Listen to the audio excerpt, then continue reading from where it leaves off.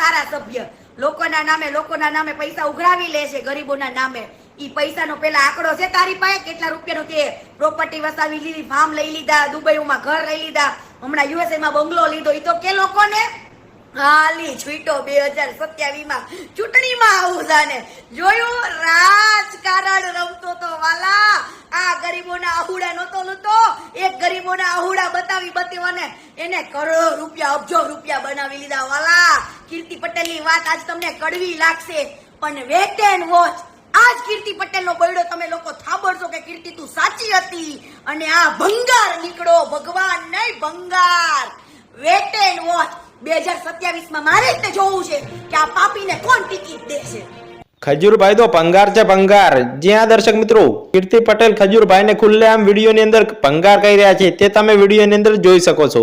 નમસ્કાર દર્શક મિત્રો, ફરી એક નવા વિડીયોની અંદર તમારું હાર્દિક સ્વાગત છે. તો દર્શક મિત્રો, આજે આપણે વાત કરીએ કીર્તિ પટેલ અને ખજૂરભાઈ વચ્ચે જે વિવાદ ચાલી રહ્યો છે તેની વિશે. તો વિડીયોમાં તમે જોયું હશે કે કીર્તિ પટેલ ખુલ્લેઆમ વિડીયોની અંદર ખજૂરભાઈનો વિવાદ કરી રહ્યા છે. તો મિત્રો વિડીયોમાં છેલ્લે સુધી બન્યા રહેજો અને વિડીયો સારો લાગે તો વિડીયોને લાઈક કરીને આગળ શેર જરૂરથી કરજો. તો કીર્તિ પટેલ વિડીયોની અંદર એવું કહી રહ્યા છે કે ખજૂરભાઈ ભગવાનના નામે ગરીબોના પૈસા લૂંટી રહ્યા છે અને વિદેશોની અંદર મોટા મોટા બંગલા ખરીદી રહ્યા છે, એવું કીર્તિ પટેલ દ્વારા આપણને સાંભળવા મળ્યું છે.